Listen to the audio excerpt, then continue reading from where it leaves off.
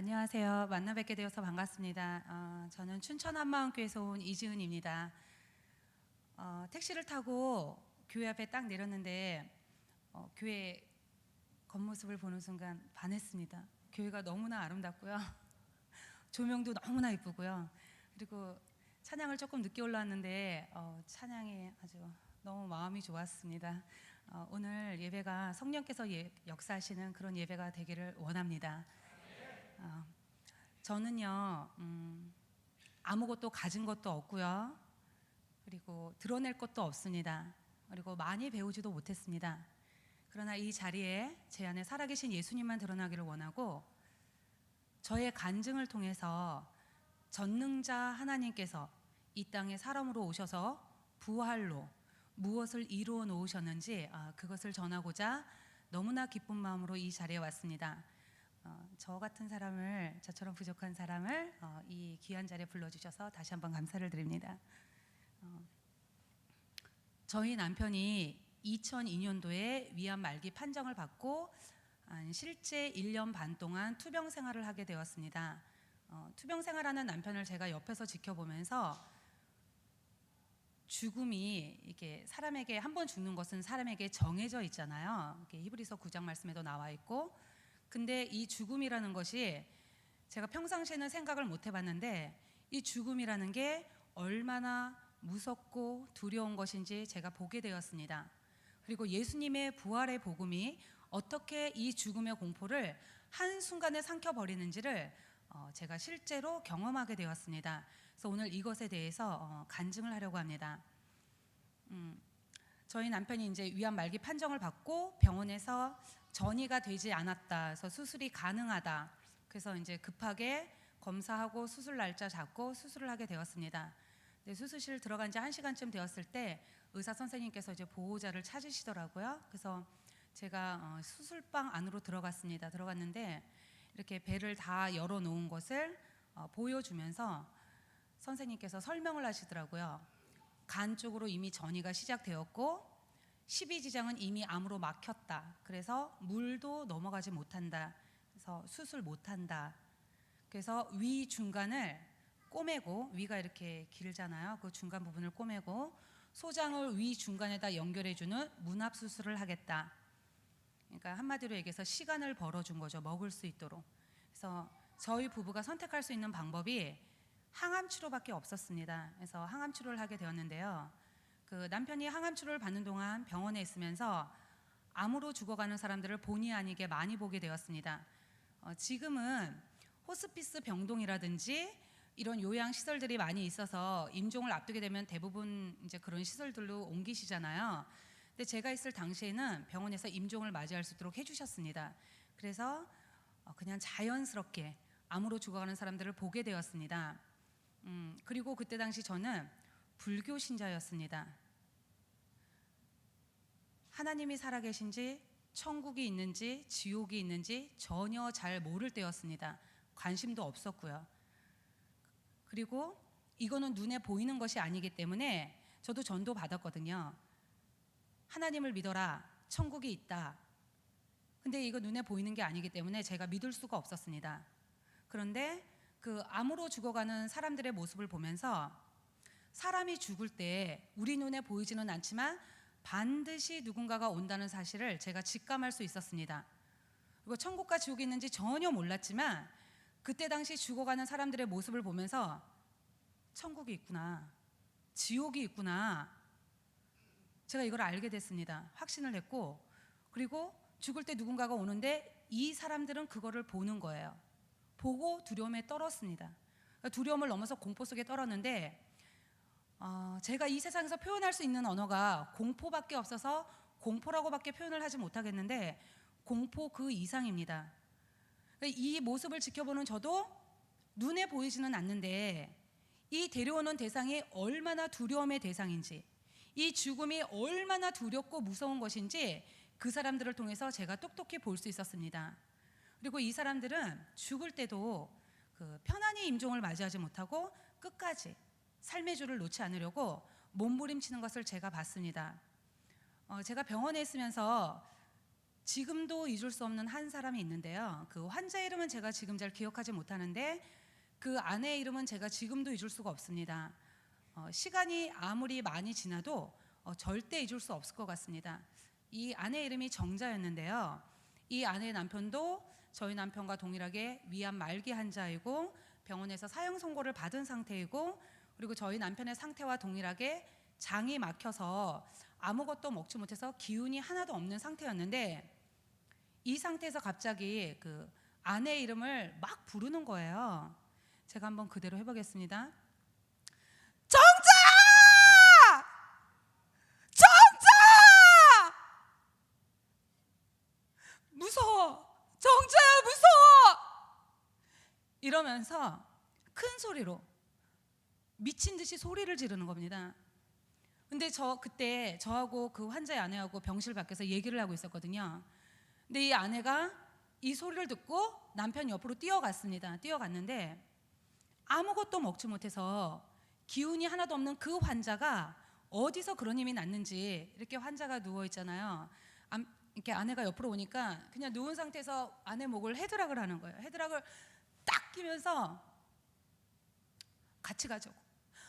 혼자 못 간다고. 너무나 무서워서 나 혼자 못 간다고, 같이 가자고.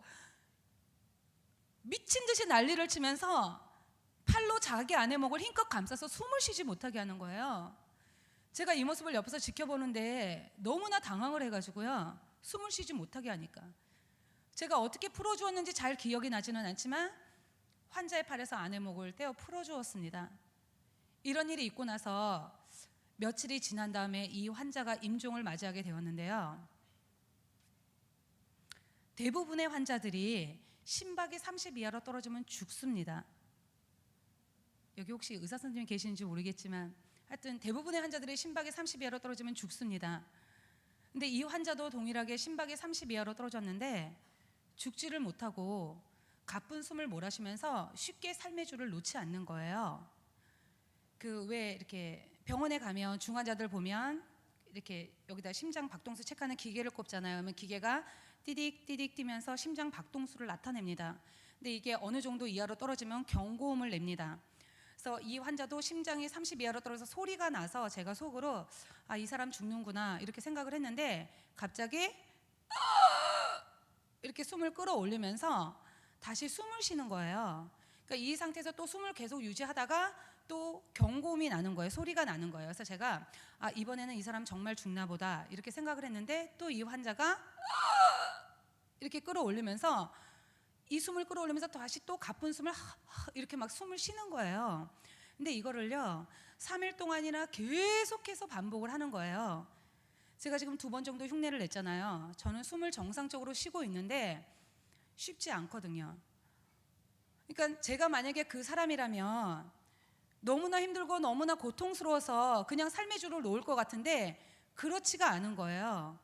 그리고 이 환자가 집이 지방이었기 때문에 임종을 하면 이제 앰뷸런스로 지방을 가야 되는데 이렇게 3일을 버티니까 이 환자의 아내도 나중에는 지치는 거예요. 그리고 눈에 보이는 이 환자의 겉모습은 거의 말이 아니었습니다.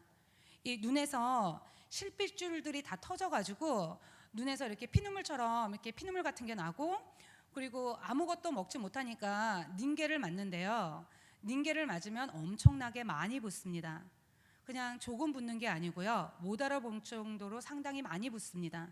그러니까 그 병원에서 제일 큰 환자복도 나중에는 맞지가 않는 거예요. 안 맞으니까 벗길 수밖에 없어요. 못 입어요. 그래서 제일 큰 속옷 한 장만 입고 있었습니다. 그리고 임종에 가까우면 우리 그 장기 중에서 콩팥이 기능을 제일 먼저 멈춥니다. 그래서 소변이 정상적으로 배출이 되지 못하니까 마치 고문 풍선에 물을 가득 넣은 것처럼, 이렇게 가득 넣으면 풍선이 얇아지면서 팽팽해지잖아요. 그 상태에서 바늘로 구멍을 뻥뻥뻥 뚫어 놓은 것처럼 몸에서 소변이 그런 식으로 빠져나오는 거예요. 소변이 나오니까 속옷도 젖고 시트도 젖잖아요. 그런데 제가 이렇게 그 환자의 아내를 도와줘도 이게 너무 부어 있어서 갈아입힐 수가 없어요. 그러니까 이 환자 옆에 가면 그냥 소변 냄새가 진동을 하는 겁니다. 그냥 그것만 보고 있어도 너무 끔찍해요. 근데 이 환자가 그런 모습과 그런 숨소리로 그렇게 3일을 버티다가 임종을 하게 되었는데, 임종할 때도 이 두 눈을 감지 못하고 눈을 부르뜬 채로 임종을 맞이했습니다. 그래서 이 환자가 죽을 때까지 제가 옆에서 이 환자의 모습을 보면서 제 눈에 어떻게 보였냐면, 이 사람이 지금 삶의 줄을 놓지 못하는 거구나, 죽지 않으려고 발버둥 치는 것처럼 보였습니다. 그러니까 그냥 그거 보는 것 자체가 너무나 괴롭고 너무나 힘들고 그냥 두려운 거예요. 근데 저희 남편도 그 환자와 동일하게 사형 선고를 받은 상태이고, 그때 구정이 껴 있었기 때문에 저희가 4인실에 입원했었는데 2명은 퇴원을 하고, 그분하고 저희는 말기 환자였고 기계를 많이 달고 있었기 때문에 퇴원을 할 수가 없었어요. 그러니까 그냥 단둘이 보게 되는 거예요. 근데 저희 남편도 그분과 동일하게 위암 말기 환자이고 사형 선고를 받은 상태이니까 본인이 어떻게 죽을지 지금 앞날이 보이잖아요. 저렇게 죽는다고 생각을 하면 얼마나 끔찍하고 두렵겠어요. 그래서 제가 그 생각이 들어서 제 나름대로 남편이 그 죽어가는 모습을 보지 못하도록 커튼을 쳐주었고요. 그리고 이분이 가끔 소리를 지릅니다. 그냥 그 소리 한 번만 들으면요, 그냥 소름이 쫙 끼칩니다. 머리카락이 곤두습니다. 그래서 저희 남편이 그 숨소리와 그 소리를 듣지 못하도록 제가 남편의 귀를 막아주었습니다. 그런데 아무 소용이 없었어요. 이미 저하고 남편에게는 이 죽음의 공포가 그대로 임해버렸습니다. 그러니까 남편이 두려워할까 봐 보지 못하게 했지만 그냥 남편의 머릿속에는 죽음의 공포만 가득 찬 듯했습니다. 이 사람 눈에는요, 어린 두 아이들도 보이지 않는 것 같았고요, 아내인 저도 보이지 않는 듯했고요, 부모님도 안중에 없는 듯했습니다. 이 사람 입에서 나오는 모든 말은요, 오로지 편안히 죽고 싶다, 나 저 사람처럼 저렇게 죽고 싶지 않다, 나 편안히 죽고 싶어, 지은아 나 저거 싫어, 이것만을 계속해서 반복해서 이것만 말을 하는 거예요. 왜 영화나 TV 속 드라마를 보면 보통 사람이 죽을 때 남편이 아내에게 유언하잖아요. 내가 너를 그동안 사랑했다, 나 죽은 다음에 아이들 잘 부탁한다, 뭐 등등. 그거 다 거짓말이고요. 그런 유언 없었고요. 오로지 자신이 죽는다는 사실, 이거 하나, 이 사람 머릿속에는 죽음만 있는 거예요. 왜 마음에 가득한 것이 입으로 나오잖아요. 그게 어느 날 행동으로 나가기도 하고요. 그러니까 이 사람의 마음속과 이 사람 머릿속에는 자신이 죽는다는 거, 죽음 외에는 아무것도 보이지 않고 아무것도 들리지가 않는 거예요. 그런데 더 놀라운 사실은 뭐냐면요, 남편도 남편이지만 제가 이 죽음이 너무나 두려웠습니다. 실제 죽는 건 저 아니거든요. 제가 죽는 게 아니고 남편이 죽는 거예요. 저 그때 아주 건강했습니다. 그런데 이 죽음이 너무나 두려워서 제가 아무것도 생각할 수 없는 공황 상태가 되어버렸습니다. 누가 저희를 보니까 이렇게 혼이 나간 사람처럼, 넋나간 사람처럼 이렇게 앉아있다 그러더라고요. 그러니까 이 죽음의 문제가 저에게 실제가 된 겁니다. 한 번도 죽는다고 생각을 못 해봤는데 제가 죽음 앞에 실제로 서게 된 겁니다. 근데 그때 당시 남편하고 저하고 사이에 너무나 많은 문제들이 있었습니다. 이 많은 문제가 그 2달 반 동안 단기간 내에 일어난 일인데요. 어떤 일이 있었냐면, 저희 남편이 사업을 했는데 이 사업이 망했습니다. 그래서 병실로 빚쟁이가 찾아왔습니다. 저희 남편이 하던 사업 중에 건축 계통이었는데 빌라를 짓는 것이 있었는데 마지막 입원을 하고 가망이 없다는 것을 이제 현장 소장이 알게 되면서 그 건축 초기 자금을 들고 도망을 갔습니다. 그래서 저희 몰랐는데 나중에 건축주가 병실로 찾아와서 그때 알았습니다. 그리고 제가 그때 30 초반이었는데 그 목동에 새 아파트를 이제 장만을 해놨습니다. 입주를 하면 되는데 이 집에 이제 법무사 통해서 차압이 이제 차압 절차를 그때 밟고 있더라고요. 그래서 차압이 들어오게 생겼고, 그리고 아이들은 3살 4살로 너무나 어렸습니다. 그리고 회사를 운영할 수 없어서 아주 너무나 친한 친구인데 절대 배신할 친구라고는 꿈에도 생각을 못 해봤는데 그 친구에게 회사를 맡겼는데 이 친구가 회사 돈 다 빼돌리고 세금 계산서 그 부가세도 내지 않는 바람에 엄청난 세금 폭탄을 우리 부부에게 안겨주었습니다. 그리고 마지막으로 여자의 마지막 남은 선을 무너뜨리는 사건이 있었는데 그건 바로 남편의 외도 사실이었습니다. 제가 회사를 정리하면서 소문으로만 들었습니다. 근데 저는 이런 부분에 대해서 0.00001%라도 의심을 해본 적이 없기 때문에 확인해 볼 생각도 하지 않았고 한 귀로 듣고 한 귀로 흘렸는데 어느 날 이 여자가 병실에 찾아왔습니다. 그래서 제가 그때 알았습니다. 그리고 이제 제가 쫄딱 망하게 생겼으니까 그때 그냥 거리로 나앉게 생겼었어요. 애들 둘 데리고 그냥 거리로 나앉게 생기니까 그렇게 도와주시겠다고 했었는데 제가 이제 쫄딱 망하니까 시댁이 그리고 친정 부모님이 친구들이 모두 다 이제 돈 앞에서 등을 돌리셨습니다. 그러니까 이런 많은 일들을 제가 한꺼번에 겪게 되면서 그때 당시 제가 살아야 될 이유를 모르겠는 거예요. 살아야 될 희망도 안 보이고 살아야 될 소망도 안 보이고 아무것도 안 보이는 거예요. 다 나를 버려도 되는데 나를 낳아주신 내 부모님이 돈 앞에서 등을 돌리시는 것을 보면서 저희 부모님은 이 얘기하면 참 억울해하세요. 그때 너 정신 차려서 그 회사 정리하라고 한 말이다 이렇게 말씀을 하시는데 그때 당시 저에게 이 말은 죽으라는 얘기였거든요. 그러니까 부모님이 돈 앞에서 등을 돌리시는 것을 보면서 이 세상에서 내가 의지할 사람이 단 한 사람도 없구나. 이 세상에서 나를 도와줄 사람이 아무도 없구나. 나 죽어야 되는구나. 제가 이걸 생각했을 때 머릿속에서 자살을 생각했습니다. 모든 것이 힘들고 그냥 이대로 끝내고 싶고 더 이상 아무것도 하고 싶지가 않은 거예요. 내가 여기서 도대체 뭘 하고 있는지를 모르겠는 거예요. 그리고 어린 두 아이들도요, 정말 생각이 하나도 안 났습니다. 그냥 벗어나고만 싶었습니다. 남편은 어차피 죽을 거니까 남편이 어떤 일을 했어도 제가 다 감당을 해야 된다고 생각을 했습니다. 이제 그것도 남편을 위해서라기보다 나중에 후회할까 봐. 남편이 죽은 다음에 내가 좀 더 잘해줄 걸, 내가 좀 더 참을 걸 하는 이런 마음이 들까 봐 남편이 어떤 일을 했고 무엇을 했어도 제가 다 감당을 해야 된다고 생각을 했고 실제도 감당을 하고 있었는데 이런 많은 일들이 한꺼번에 딱 오니까 더 이상 하고 싶지가 않은 거예요. 근데 이런 많은 문제들이 있었는데 제가 죽음 앞에 실제로 딱 서게 되니까 단 한 가지도 그 어떤 것도 생각이 나지 않는 거예요. 모든 문제들이 죽음 밑으로 그대로 잠식이 되어버렸습니다. 그냥 제 눈에는 죽음만 보이는 거예요. 그래서 제가 그때 알았습니다. 인생에서 가장 큰 문제는 돈도 아니고 명예도 아니구나. 우리 인생이 돈과 명예를 쫓아서 가잖아요. 인생에서 가장 큰 문제가 바로 이 죽음의 문제라는 것을 제가 그때 알았습니다.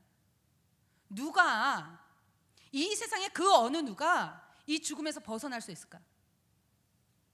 누가 이 죽음의 문제를 해결해 줄 수 있을까? 돈은요, 없으면 많이 벌든 조금 벌든 벌면 됩니다. 그리고 명예도 내가 원하면 노력해서 얻으면 됩니다. 요즘은 돈이 많으면 명예를 돈으로 사기도 하잖아요. 그런데 이 죽음의 문제는 어떻게 할 수가 없는 거예요. 세상에 그 어떤 것으로도 해결을 할 수가 없는 거예요. 그래서 이 죽음 앞에서 그냥 남편하고 저는 공황 상태인 거예요. 해결을 할 수가 없으니까, 길이 없으니까. 앞에 환자가 죽고 나서 며칠이 지난 다음에 밤에 잠을 자는데요, 그 환자 침대는 조금 높이 있고 보호자 침대는 조금 낮게 있잖아요. 그래서 제가 낮에 회사 정리를 하고 밤에는 이제 병원에서 남편을 병간호를 했는데 거기 밤에 잠을 자는데 남편이 갑자기 발로 저를 막 뻥뻥뻥 차는 거예요. 그래서 제가 너무 놀라서 깼는데 남편이 막 울면서 화를 내면서 벌벌 떨면서 내가 너를 얼마나 불렀는데 왜 일어나지 않냐고, 내가 너를 얼마나 불렀는데 왜 대답하지 않냐고, 나를 데리러 왔다고, 너무나 무섭다고, 침대를 뺑 둘러쌌다고, 지은아 나 무서워 이러면서 다 큰 어른이 막 울부짖는 거예요. 근데 제가 그때 남편의 눈을 봤는데요, 이 눈이 공포에 질려 있는 거예요. 왜 어르신들 이런 말씀들 많이 하시죠? 사람이 죽을 때가 되면은 몸이 허해져서 헛게 보인다고. 저희 부모님도 이 말씀 자주 하시거든요. 근데 그렇지 않습니다. 남편의 눈을 봤는데 눈이 공포에 질려 있는데 그 공포가 그대로 그냥 오는 거예요, 저에게. 남편은 분명히 뭔가를 본 거예요. 근데 제가 그때 영적으로 아무것도 몰랐기 때문에 해결을 해줄 수가 없는 거예요. 어떻게 할 수가 없는 거예요. 그래서 그냥 남편의 마음을 진정시키려고 했습니다. 여보, 내가 옆에 있으니까 진정하라고, 아무도 없다, 이러면서 남편의 마음을 진정시키려고 했습니다. 이런 일이 있고 나서 그 후에 2번 더 이런 일이 있었습니다. 모양은 조금 달라요. 이런 일이 있었는데 그때마다 남편의 반응은 처음과 동일했습니다. 그때마다 두려워했고, 그때마다 공포 속에 떨었고, 그때마다 난리가 나는 거예요. 근데 3번째 일이 왔을 때 그렇게 공포 속에 떨고 두려워하는 남편의 모습을 보면서 제가 머릿속에서 뭘 생각했냐면, 이 사람 지옥이구나, 우리 남편 지옥 가는구나, 이게 알아지면서 제가 그때 염주 돌리고 있었거든요. 그거 집어 던지고요, 본능적으로 하나님 찾았습니다. 앞에 사람이 어떻게 죽는지 내가 똑똑히 봤는데, 이 지옥이 얼마나 무섭고 두려운 것인지 내가 그 사람을 통해서 똑똑히 봤는데 남편을 이대로 지옥을 보낼 수가 없는 거예요. 그래서 제가 그때부터 미친 듯이 하나님께 매달렸습니다. 하나님 제발 저희 남편 좀 살려달라고, 하나님 제발 저희 남편 좀 살려달라고. 다 잃어도 좋고, 그때 저 다 잃었거든요. 다 잃어도 좋고 모든 것을 다 뺏겨도 좋으니까 하나님 저희 남편만 살려달라고. 저희 남편 살려주시면 이제는 제가 하나님 원하시는 대로, 하나님 뜻대로 하나님의 종으로 살겠다고. 하나님 저희 남편 좀 살려달라고. 이 죽음이 너무나 두렵다고. 남편을 이대로 지옥을 보낼 수가 없어요 하나님. 이러면서 제가 간절히 하나님께 매달렸습니다. 제가 그때부터요 얼굴에 철판을 깔았습니다. 제 눈에는요 아무것도 보이지 않고 아무것도 들리지 않는 거예요. 그냥 남편을 살려야 한다, 이 생각만 제 머릿속에 가득 찼고요. 남편을 이대로 지옥을 보낼 수가 없다. 그래서 제가 그때부터요 병동안을 그냥 막 미친 듯이 돌아다니면서, 병원 안에서 누가 교회를 다닌다, 이 소리만 제게 딱 들리면요 제가 그 사람에게 찾아갔습니다. 그 사람이 환자가 되었던 보호자가 되었던 병문안을 온 사람이든 상관없이 찾아가서 저희 남편 죽습니다, 하나님께 살려달라고 기도 좀 해주세요. 제가 이러면서 그 사람 손을 잡고요, 제가 그 사람을 언제 봤다고요, 데리고 왔다 이러면 고상한 표현이고요, 끌고 오다시피 해서 남편 있는 병실로 데려와서 남편 앞에 앉혀놓고, 제가 기도를 할 줄 모르니까, 저는 기도를 할 줄 모릅니다, 하나님께 살려달라고 기도 좀 해주세요. 제가 이러면서 막 기도 부탁을 했습니다. 그리고 제가 있는 병원은 기독교 병원이었기 때문에 원목실이 있었습니다. 거기에 그 암센터 담당 전도사님에게 끊임없이 찾아가서 제가 기도 부탁을 했습니다. 이게 병동에 소문이 날 정도로요 저는 완전히 미친 사람이 되어 있었습니다. 제가 원래 모르는 사람에게 뭔가를 부탁하거나 아쉬운 소리를 하거나 하는 그런 성격이 아닙니다. 제가 되게 깔끔한 사람이거든요. 그렇게 생겼죠. 근데 이 죽음 앞에서는요 자존심도 필요 없고요, 이 죽음 앞에서는요 이성도 상식도 아무것도 보이지가 않더라고요. 그냥 남편을 살려야 한다, 이거 하나, 이것만 있었습니다. 근데 이런 저에게 하나님께서 정확히 남편이 죽기 2주 전에 저의 기도에 응답하셔서 이제 한 언니를 보내주셨습니다. 이 언니는 춘천 한마음교회를 출석하고 계셨는데요, 이 언니가 이제 그 전도사님의 부탁을 받고 저희 부부에게 기도를 해주러 오셨다고 말씀을 하셨습니다. 왜 대학병원 가면 암센터, 심장센터 이렇게 각각의 센터들이 있잖아요. 저도 봉사를 해봐서 아는데 이 언니는 원래 암센터 담당이 아니에요. 자기 센터에서만 움직여야 되거든요. 근데 그 전도사님께서 암센터에 가면은 몇 호실에 누구누구라는 환자가 있는데 이 환자는 가서 기도를 꼭 해줘야 된다, 그래서 퇴근하기 전에 기도를 해주고 가라. 그래서 그 기도 부탁을 받고 저희 부부에게 기도를 해주러 왔다고 이렇게 말씀하셨습니다. 그러니까 이게 하나님의 인도하심이었습니다. 근데 이 언니가 저희 부부에게 와서요 어떤 많은 말씀들을 한 것도 아니고요, 그리고 성경을 막 펴가지고 많은 성경 구절을 또 찾아준 것도 아니고요, 뭐라고 말씀을 하셨냐면, 하나님이 이 땅에 사람으로 오셨고, 저희와 동일한 사람 100% 사람으로 오셨고, 이분이 우리 죄 때문에 십자가에서 죽으시고 부활하셨다, 이렇게 말씀하셨어요. 제가 이 말을 듣는데요 너무 깜짝 놀랐습니다. 제가 이 말을 듣는데요 그 자리에 털썩 주저앉아가지고 기절초풍하는 줄 알았습니다. 부활이라는 2글자가 너무나 선명히 분명히 제게 들리면서, 부활? 뭐야? 죽음이 끝이 아니라는 거잖아. 우리 부부는 죽음이 너무나 두려워서 어떻게 하지도 못하고 이 죽음 앞에서 공황 상태가 되어 있는데 부활이라니, 그럼 죽음이 끝이 아니잖아. 그럼 예수님이 하나님이네?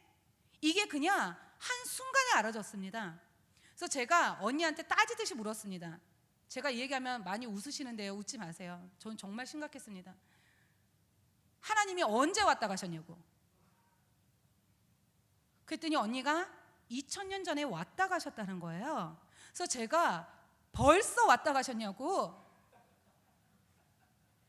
이분이 부활하셨으면 하나님이 맞다고.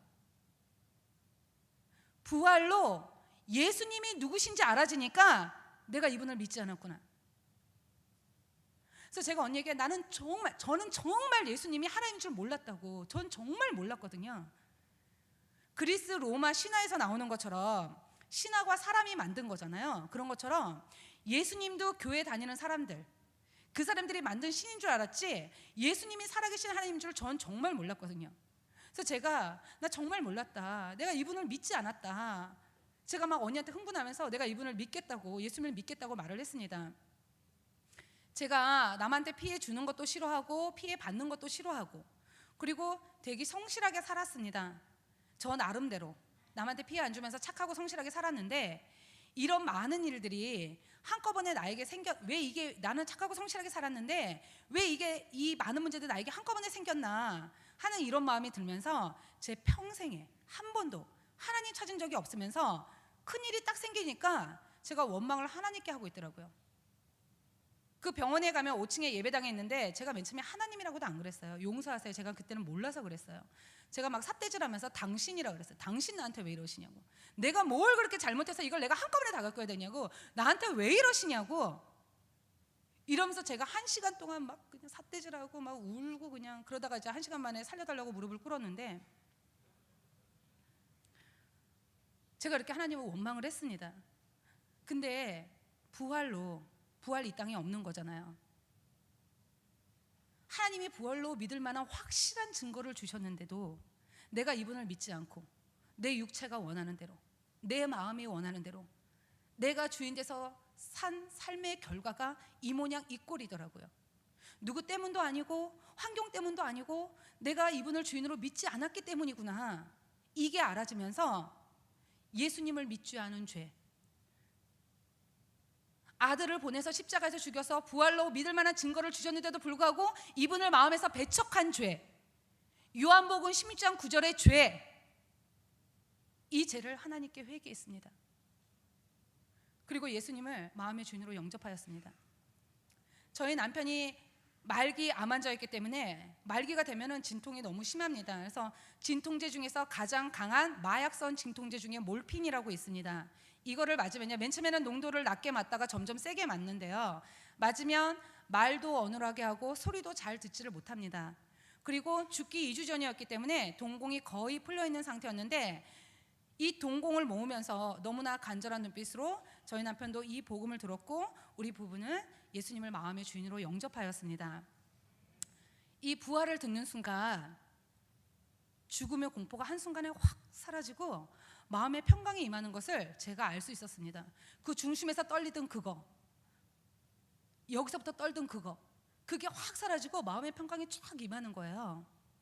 예수님의 부활이 죽음의 공포를 한순간에 삼켜버렸습니다. 할렐루야.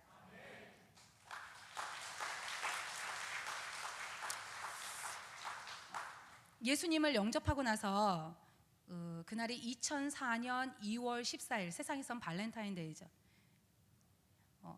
추도 예배 날짜 절대로 안 잊어먹습니다. 근데 그날이 토요일날 저녁이었는데 제가 있는 병원에는 임종을 앞두면 1인실로 옮길 것을 권합니다. 옮겨도 되고 옮기지 않아도 됩니다. 근데 저희는 1인실로 옮겼습니다.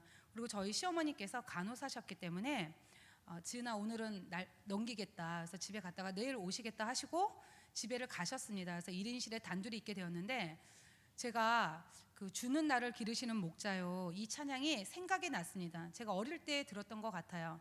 근데 잘 기억이 나지는 않지만 제가 아는 대로, 아는 만큼 남편에게 불러주었습니다. 불러주고 당신 이제 편안히 가라고 제가 금요일 날까지 회사를 모두 다 정리를 했었거든요. 이제 모든 걸 다 정리했으니까 당신 이제 편안히 가라고. 그리고 당신 천국 가서 하나님 만나면 내가 아이들을 잘 키울 수 있도록 당신 직접 하나님께 부탁을 해라. 제가 이렇게 얘기를 했어요. 그러고 나서 조금 있다가 남편의 맥박이 막 떨어지기 시작하는 거예요. 근데 저희 남편도 맥박이 30쯤 되었을 때 놀라운 일이 벌어졌어요. 그리고 남편은 소천을 하였습니다. 어떤 놀라운 일이 일어났냐면요. 마지막 입원을 하고 이제 장이 다 막혀서 이제 막 위로 막 그 저기 애기 다 올라오고 이럴 때 마지막 입원했을 때 그 2달 반 동안 아무것도 먹지 못해서 그 얼굴은요 해골처럼 뼈만 남아 있었고요. 그리고 눈은 안구가 안으로 꺼져서 눈꺼풀도 감기지 못하는 상태였고 눈동자는 티미하게 이렇게 죽어 있었습니다. 동태눈처럼. 그리고 입이 계속 마르기 때문에 제가 꺼지에 물을 묻혀서 계속 제가 입술과 혀를 닦아주었는데 혀를 제가 이렇게 만져보니까 이렇게 돌처럼 굳어져 있더라고요. 그리고 혼수 상태였습니다. 근데 이 상태에서 남편의 맥박이 이제 갑자기 막 떨어지기 시작한 거예요. 그래서 제가 의사 선생님을 불렀는데 선생님이 도착하시기도 전에 맥박 한 30쯤 되었을 때 이 사람이 이렇게 환하게 웃는 거예요. 한박 웃음이 되도록 입술이 얼굴의 반을 차지하도록. 제가 이 모습을 보는데 너무 깜짝 놀랐습니다. 제가 앞에서 지금 남편의 상태를 말씀드렸잖아요. 절대 있을 수 없는 일인데 절대 웃을 수 없는 상황인데 이 사람이 웃는 거예요. 그래서 제가 이렇게 딱 내려다보면서 이 사람 왜 웃지? 누가 데리러 왔는데 어이없어서 웃는 건가? 그것도 아닌 것 같고, 그럼 그동안 나한테 고맙다고 웃는 건가? 그것도 아닌 것 같고, 왜 웃는지를 모르겠는 거예요. 근데 그렇게 환하게 웃고 있다가 남편의 심장이 이렇게 띠 하고 멈추는 순간 그 남편의 얼굴이 원래의 얼굴로 돌아갔습니다. 그래서 제 임종을 저 혼자 봤기 때문에 이거를 그 누구에게도 말을 하지 않았어요. 정말 말 안 했어요. 왜 안 했냐면 이걸 누가 믿어줄까? 얼굴 형상이 그런데 이걸 웃었다 이러면 이걸 누가 믿어줄까? 나를 미친 사람 취급할 것 같아가지고 제가 말을 안 했습니다. 남편을 보내고 나서 저의 하루 일과는 아침에 일어나면 그 아이들을 데리고 그 남편의 유골이 안치되어 있는 낙골당에 가서 시간을 보내고 또 오후가 되면 일산 호수공원으로 넘어와서 시간을 보낸 다음에 저녁이 되어서 집으로 돌아갔습니다. 제가 이 삶을 왜 계속해서 반복했냐면 혹시 이제 그런 마음 아시려는지 모르겠는데 이렇게 모든 걸 함께 했고 모든 거를 대화했고 했던 그 사람이 갑자기 없어지니까 이 빈자리가 너무나 큰 거예요. 너무 크고 허전한 거예요. 이걸 어떻게 할 수가 없는 거예요. 그래서 제가 그런 삶을 계속해서 반복을 했습니다. 이제 그런 저에게 처음 저에게 부활의 복음을 전해주었던 언니의 권유로 2004년 5월 달에 춘천 한마음교회를 가게 되었습니다. 그러니까 제가 태어나서 교회를 처음 간 거죠. 갔는데 강대상에서 목사님께서 설교를 하시는데 목사님의 장모님의 소천할 당시를 말씀하고 계셨어요. 근데 목사님 뭐라고 말씀하셨냐면 네가 네 어머니를 사랑하는 것보다 내가 더 네 어머니를 사랑한다. 목사님이 이렇게 말씀하셨는데 이 말씀이 저에게는 이렇게 들리는 거예요. 지은아, 네가 네 남편을 사랑하는 것보다 내가 더 네 남편을 사랑한다. 지금 나와 함께 있다. 이렇게 들리는 거예요.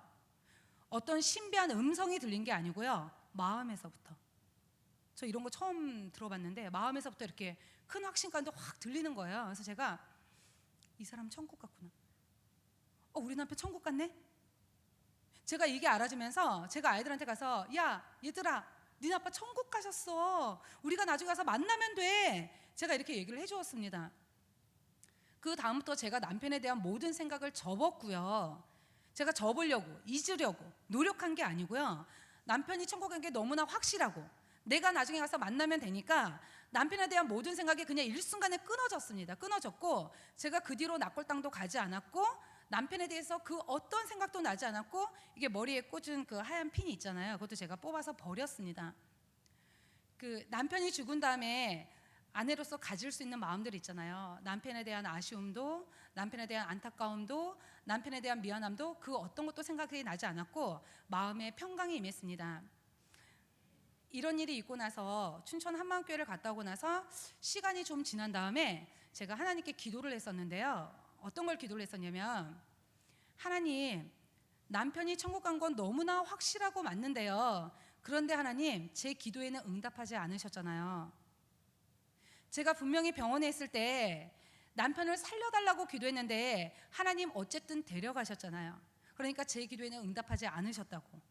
제가 이거를요, 한 번 기도한 게 아니고요, 아주 여러 번 많이 기도했습니다. 이제 그러던 어느 날 새벽 기도 중에 하나님께서 관점을 바꿔 주셨습니다. 사람의 눈으로 볼 때 사람이 이렇게 살아서 걸어 다녀야지만 저는 사람이 살아있다고 생각을 했거든요.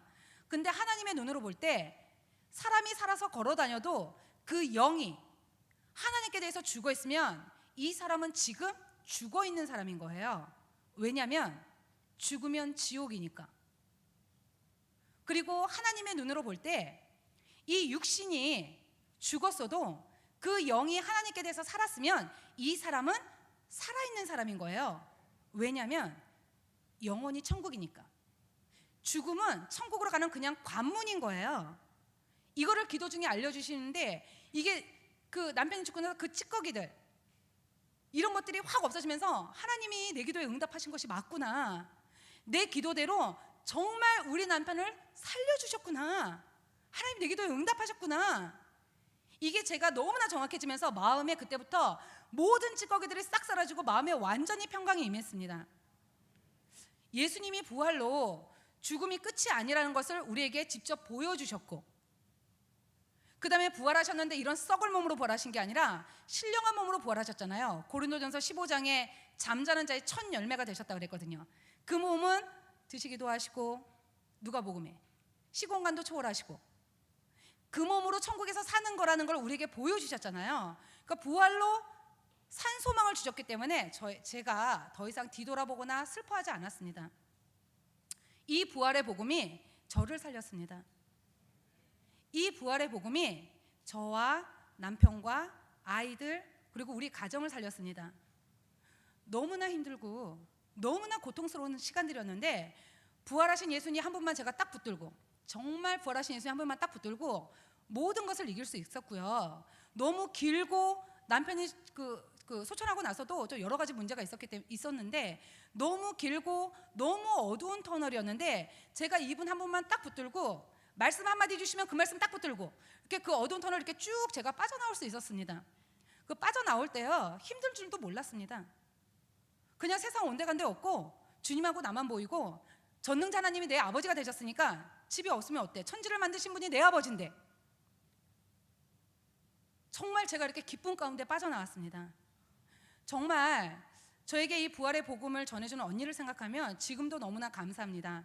제가 주위 분들에게 이 얘기 가끔 하는데요, 이 언니 얘기는 뭘 줘도 안 아깝다고. 돈은 주면 은혜가 안 되는 것 같아서 다른 건 다 주고 돈만 안 줬습니다. 만약 제가 이 부활의 복음을 듣지 못했다면, 만약 저에게 이 부활의 복음을 전해주는 자가 없었다면 저는 아마 이 세상에 없는 사람이 되었을 것입니다. 왜냐하면 제가 앞에서 자살을 생각했었기 때문입니다. 그러니까 지금 생각만 해도 너무나 끔찍하고 아찔한 거예요. 저 만약에 예수님 안 믿고 죽었다, 자살했다, 그럼 저 지옥이잖아요. 이거 어떡해요? 그러니까 정말 복음을 전한 자의 발이 아름답습니다. 제가 복음을 듣고 제가 살아나고 나서 나 같은 사람이 있겠구나. 제가 갈 길을 모르고 헤매고 있었잖아요. 저처럼 갈 길을 모르고 눌리고 포로된 영혼들이 있겠구나. 제가 이 생각이 들면서 나도 이 사람들에게 복음을 전해야 되겠다. 이 부활의 복음을 전해야 되겠다. 이렇게 생각을 했습니다. 갈급한 영혼에게 입술을 열기만 하면 성령께서 역사하시고 그 영혼을 살리실 수가 있는데 이 복음을 듣고도 전하지 않고 입술을 열지 않는다면 하나님께서 저에게 핏값을 취하는 것이 너무나 마땅하고 당연하다는 생각이 들었습니다. 로마서 10장 14절에서 15절의 말씀처럼 복음을 전한 자의 발이 아름답다고 그랬습니다. 복음을 전하지 않는데 어떻게 들을 수 있겠습니까? 그래서 제가 이때부터 복음을 전하기 시작했습니다. 인생에서 가장 큰 문제는 죽음의 문제이고 이 죽음 앞에서는 아무것도 문제가 되지 않았습니다. 내가 오늘 죽는데 돈이 아무리 많으면 뭐합니까? 내가 오늘 죽는데 명예가 아무리 높아도 그게 나에게 무슨 소용입니까? 내가 오늘 죽는데 인간관계에 걸려 있다면, 원수 맺은 게 있다면 용서하지 못할 것이 없더라고요. 내가 오늘 죽는데 그 앞에서는 아무것도 문제가 되지 않았습니다. 인생에서 가장 큰 문제는 죽음의 문제이고, 이 죽음의 문제는 이 세상의 그 어떤 것으로도 절대 해결할 수가 없었습니다. 오직 예수님이 부활로 이 죽음의 문제를 해결해 주셨습니다. 저는요, 죽음을 해결받은 자입니다.